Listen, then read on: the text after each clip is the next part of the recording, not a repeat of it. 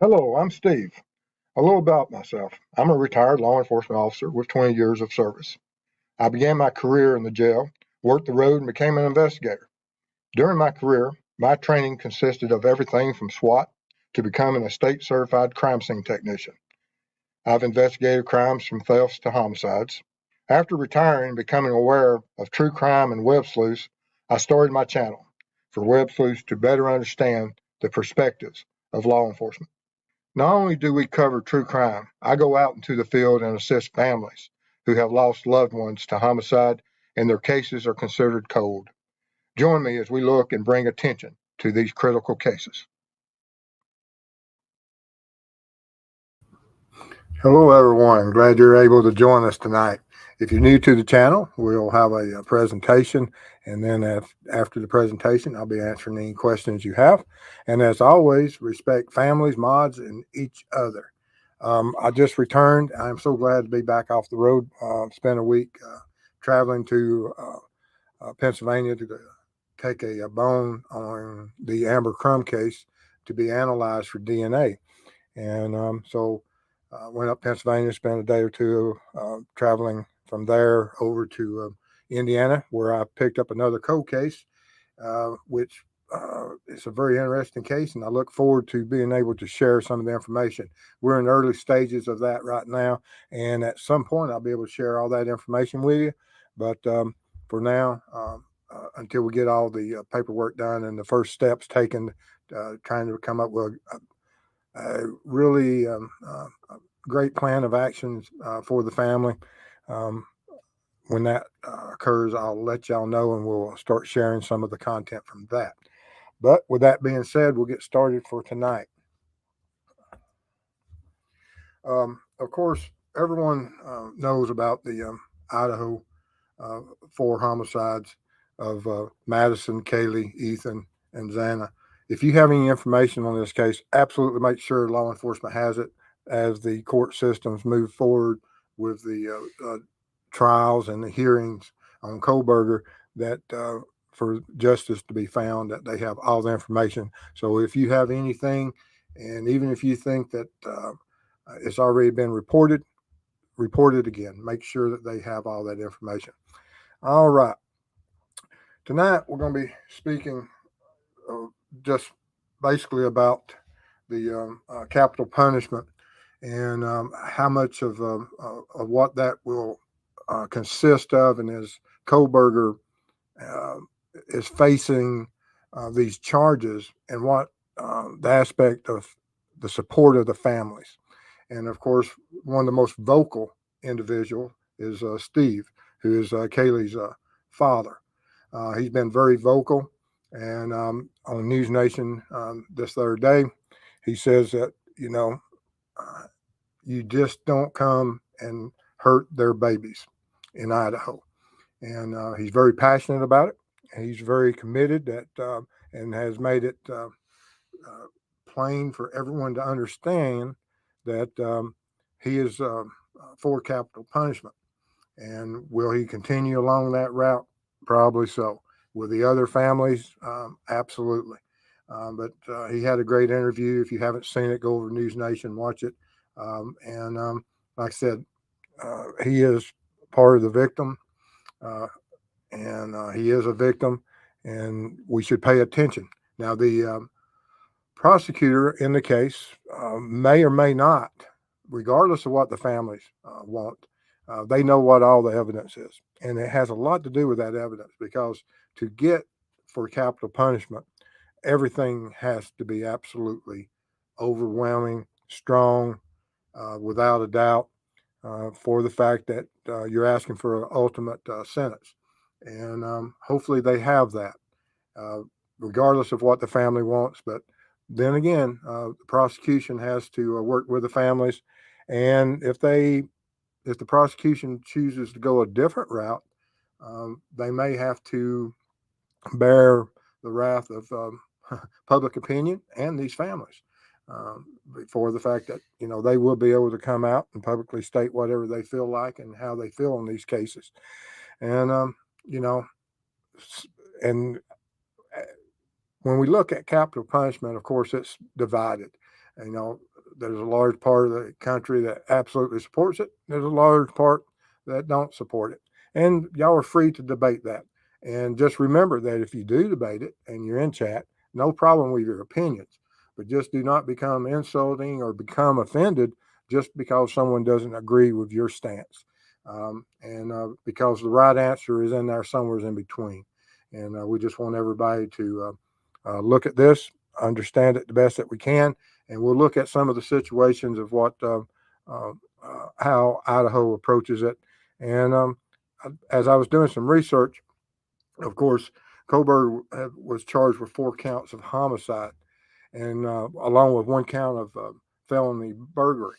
And you'll see when we get into some of the Idaho uh, uh, laws and what has to be present for even capital punishment to be considered, you'll see that the burglary is absolutely something that's critical.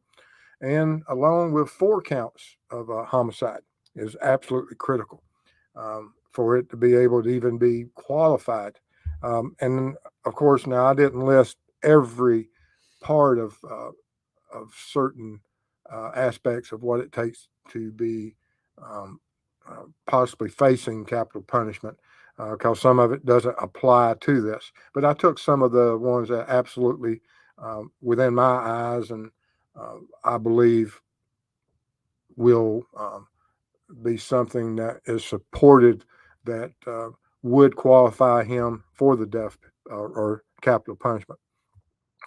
Um, News Nation, once again, as they came out with some articles and on their show, they were talking about that now that it's reached this part of the court, that there's only about 2 months for them to decide, for the prosecutor to decide if they're going to seek the capital punishment, and will they proceed or will they try to go just for um, uh, a life sentence, or will they place the capital punishment on the table and take a lesser plea? And that's going to have to, like I said, the prosecutor and the defense, and along with the families, will have to be looking at that and see if that's something they wish to negotiate and work out, or is that something that he will ever even consider.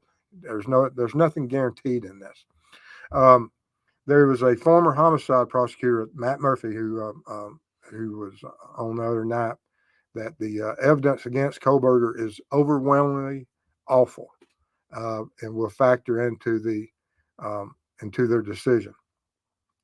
And so, in that term and how he uh, uh, phrased that, when he says it's awful, is he stating from the fact that they really don't have that great of a case, um, and or is it the other way?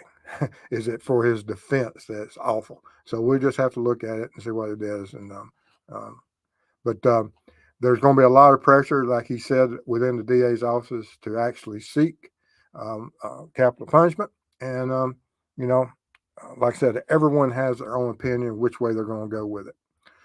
But for capital punishment in Idaho, the prosecution has to be unanimous. That whenever, if once it's given to the jury and it gets to the penalty phase, it has to be unanimous.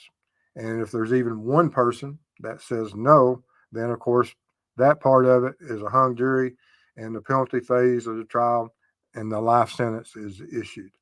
Um, and if it is capital punishment and it is ultimate price to be paid, lethal injection is used unless the state cannot obtain the drugs needed for lethal injection, in which case a firing squad is used. And when we get into the history of it, you'll see that Idaho has, at one point, it was part of the fire squad, was a part of the ultimate punishment. And then it was taken off the table, and recently it was put back on. We'll get into that. But for the capital crimes, they that the first degree homicide can be punished with death if it involves any of the following aggravating factors.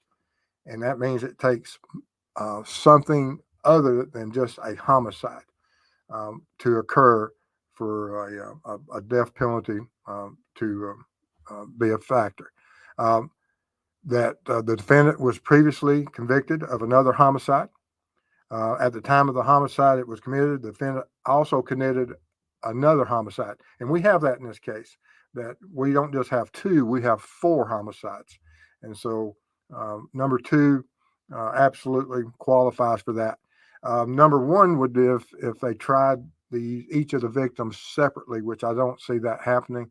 But number two absolutely is more than one. So the defendant knowingly created a great risk of death to many persons. And absolutely, that's another one. The homicide was especially heinous, atrocious, or cruel, and manifesting exceptional depravity, which anyone that has seen anyone that died in a homicide by any type of cutting edge weapon, it meets every one of those descriptors. Is absolutely unbelievable at the what can happen to a human by another human. By the homicide or circumstances surrounding its commission, the defendant exhibited utter disregard for human life. And we cannot, this absolutely is true. At no point did he stop and render aid. The only reason he stopped from one victim, he went to another victim, and did that 4 times. Number 6 is the homicide was committed in the perpetration of or attempt to perpetrate arson, sexual assault, robbery, burglary, kidnapping, or mayhem. The defendant killed or tended to kill or act with reckless indifference to human life, which we can pretty much say that's true also. The defendant, by his conduct, whether such conduct was before, during, or after the commission of the homicide at hand, has exhibited a propensity to commit homicide, which will probably constitute a continuing threat to society. And I believe that is another aggravating thing, that absolutely he is a threat to society. If, in fact, he is the one that is guilty of all these crimes, and the state has charged him and has made the case within the probable cause affidavits of not only in the search warrants, but in the arrest warrant, that he is the responsible party. Now, when it gets to trial, of course, the jury will get that final say in that, and rightly so. But here's the history and methods of Idaho, of some of their executions. Back before before 1890, they had executed 14, and then after that, between 1890 and 57, there were another 12. So it's not like some states where there is a vast number of people that have faced the death penalty. It's relatively low back then. And then, of course, when the moratorium occurred on all executions back in the 70s, and then when the case law came back and they lifted the moratorium after states had to set out certain guidelines, that Idaho hanging was a state sole method of execution between that time and 1978. And then they went to lethal injection, and the fire squad was added in 1982 as an alternative option to the lethal injection. In 2009, the firing squad was removed, and Idaho never executed an inmate by that method. So this left lethal injection as the sole execution method. But that's changed. In March 20th, 2023, state legislature passed a bill to reintroduce the firing squad. And just in case they couldn't obtain the lethal injection drugs, and that has been signed into law.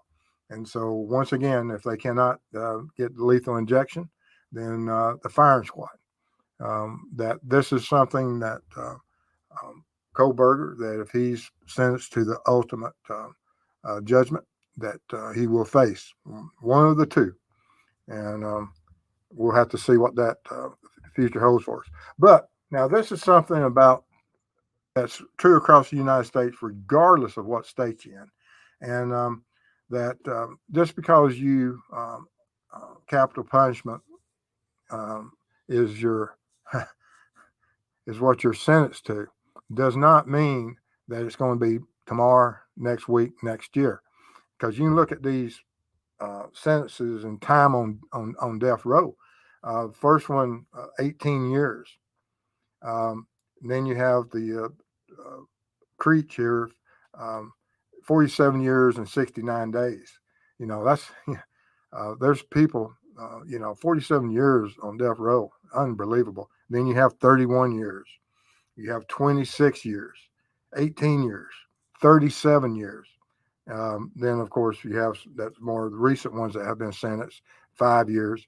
But then you have there is one female who is on death row, been on death row now for 30, or going on 30 years.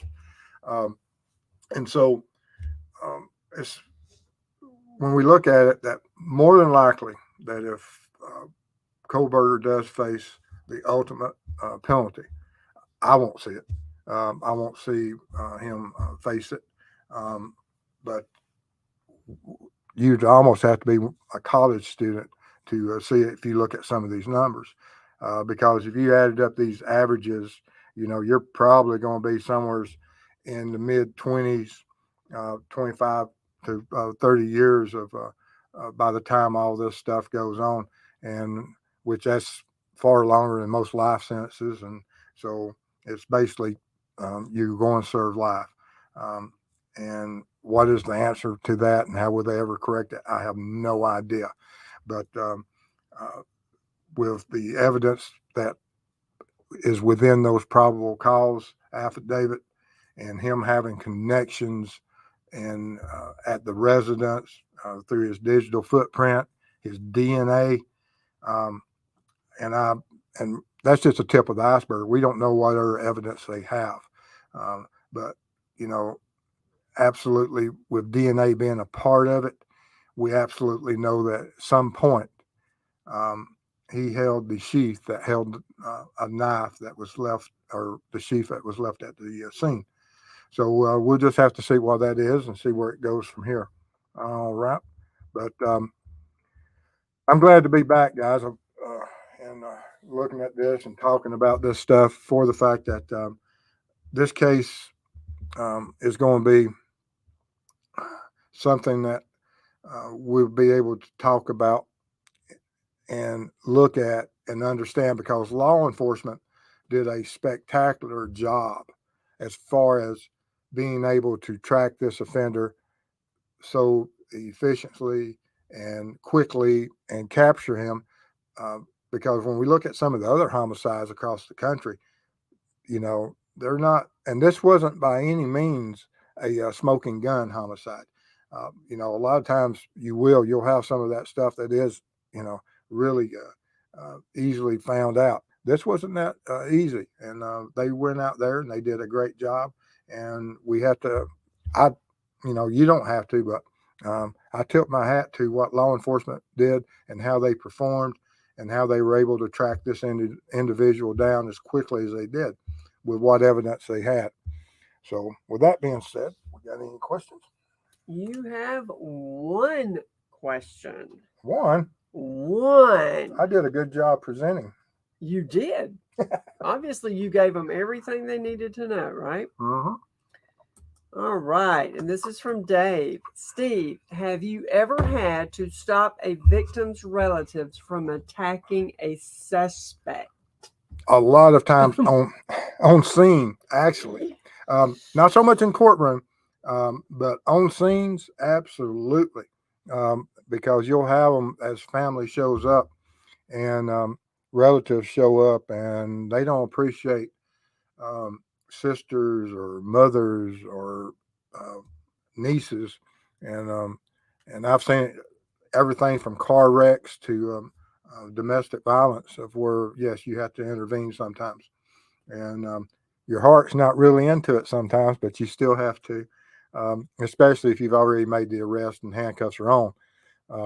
But you'll see it, and I've seen it, and I've had to step in. All right, let's see here. Claims at the execution. I'm trying to look.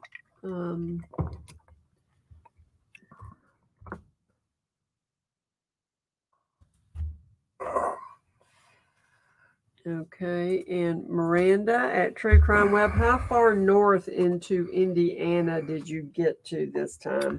Up around Indianapolis, and I've got to go all the way up to Chicago, unless one of the family members is going up to Chicago in the next few weeks, and whenever I go up to for the Iowa case in July, I'm going to stop in for another day working on this cold case I'm currently on, and gather some more paperwork and reports, and start my work on that. But up to Indianapolis on this one so far. Here's you one. Let me tell you now. Go ahead and tell them about the road you were on. Regarding this is that when I went to Pennsylvania, and I want to thank everyone that told me about the getting into Pennsylvania, and once you left the main roads, to be fueled up and be prepared. So I get up to Pennsylvania around 10 o'clock and meet with one of my supporters that donated some lab equipment, and had a conversation for 20, 30 minutes, and went back on the road. And my MapQuest, when I typed in where I wanted to go, your Maps app. Maps app, not MapQuest, map app. You're dating yourself, babe. I am MapQuest, map app. And when I typed in where I wanted to go, it sent me down the Blair Witch Highway, and I thought, my goodness, I've never seen anything. And as far as some of that area, it's beautiful country, but at night, if you broke down there, it was a pretty interesting part of the country. And I've got some video I made as I was driving through there. One of my shows, I'll show you some of that. Absolutely beautiful country, but there's parts of it that you do not want to be broken down on the side of the road in the middle of the night. Can you take one off topic? Sure. Okay. This here is from Cami, off topic. Have you heard anything of the Stephen Smith case? I had heard that the grand jury had been impaneled, or they were suggesting that, and that they had some hope that if that is true, what does that mean? And is the grand jury impoundment for investigative purposes, or is it for indictment purposes? And I need to follow up on that. Thank you for reminding me. Mm-hmm. Oh, this is priceless. LOL at True Crime Web. Steve, you printing out that MapQuest directions on your dot matrix? Oh my God! I'm telling you, get him, Molly. Yeah, this Google machine. He's dating himself. Google machine. Bill Gates is going to contact me. Mm-hmm. When was the last time MapQuest? It's been a minute. All right. And Miranda at True Crime Web. I'd still like to buy you a meal if you're ever near Michigan again. Indianapolis isn't far, but I just had surgery and have had some complications. When are you going to Chicago? It may be the week of prior to July the 15th, the week, one of those days prior to July the 15th, probably from the 10th or 11th to the 15th, and maybe the 16th and 17th on my way back is when I'll be up there on the road in the Midwest. Okay. And let's see. But let me know how y'all feel about, if you think that Kohberger, which way you think the prosecution is going to go with it. Do you think that they will go with capital punishment, or will they just try to um, some type of life sentence without parole? Um, I believe that it'll be on the table. I absolutely believe that the prosecutor will put it on the table. Now, if he stays with it to the end, um, I still think it will. I think that we're going to go all the way with the capital punishment option. Okay. And off topic. Okay. I just lost it. Uh-oh. Here we go. And Miranda at True Crime Web. Any updates on Lyric and Elizabeth's case? I've got to get in touch with Drew this coming up week. Plus, I've got to get in touch with another doctor on another case. But I'll get in touch with Drew, and then I have a witness or two I've got to talk to when I get up there. That is a critical witness that we need to speak with. Okay. And Melissa wanted to make sure that you knew that Chicago was not in Michigan. Oh, I know. Yeah, I thought that was odd. But anyway, okay. Let's see here. They'll go for the DP. Mm-hmm. Okay. So you got a couple there. You got 3 there. You got 4 there. I believe so. 5 Absolutely there. 6. 7. This is like the Waffle House crew. This is Morning Watch. This is what happens on Morning Watch. All right. And Dave, Steve, do you think BK had any knowledge of the occupants of the house from any of the survivors? Any knowledge of the occupants of the house? No, I think that his target was one of the victims. And I don't believe that he had. Now, it may come back that he may have been following others that had in the social media as far as friends and things on some of these platforms. But I believe his target is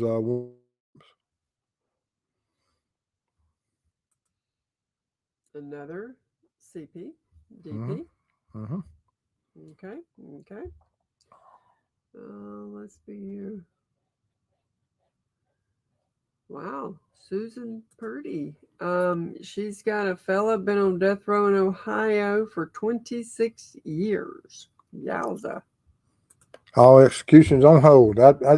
It's absolutely amazing. There are, crazy. there's certain countries out there that you may not be on that row call for 26 minutes, let alone 26 days, weeks, or hours, or years. But because there are some countries that once you are sentenced, that pretty much it. And Okay. is it right or wrong?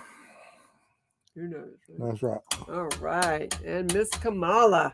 Does BK's lawyers have DP experience? Welcome home, Blue Light Special, Mrs. Steve. I think prosecutors I'll go. give her another one. There you go. Yeah. Yes, it will be. I looked at that, and almost all states, it's required, and not almost all states. I believe it's pretty much universal that they are certain qualifiers for you to even represent someone that may face capital punishment. That they have to have a certain amount of training and have to have certain trial experience, prior trial experience, reference capital punishment, and have 2 attorneys. Most of the states I've looked at, or all the states I've looked at so far, pretty well have the same, criteria as far as the 2 attorney clause, and it will be the same of Idaho.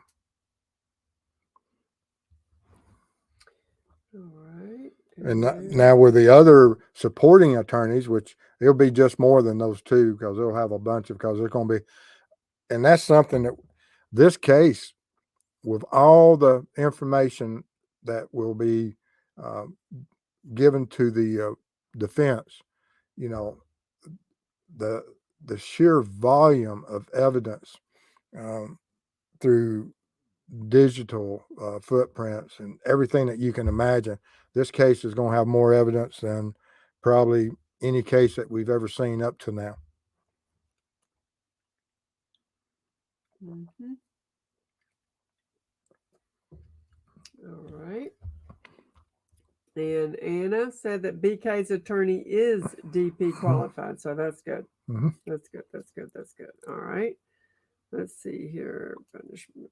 They're wanting punishment carried out swiftly. Yes. All right. It- And SSS at True Crime Web, they made Ann Tatler his public defender because she's one of the only DP qualified pub defenders. Oh, okay, I thought that was a question. Well, there you go. Thank you. Appreciate that. Little knowledge. Yeah. Let's see here. Most everybody thinks they're going for the DP. Yep. Okay. All right, let's see here. And Molly at True Crime Web, what do you think of the request for Snapchat records for all the in-house from 6/23/22 to 8/26/22 or similar specific dates, but all dates for BK? Well, obviously there's something there, and they're looking for something else.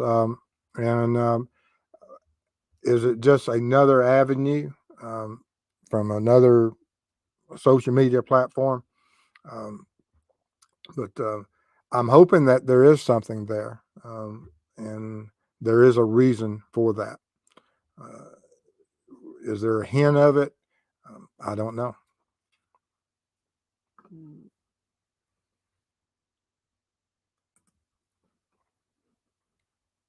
No, and the name is Taylor, not Tatler. Okay. SSS says his screen is too small. I'm with you on that one. Let's see here.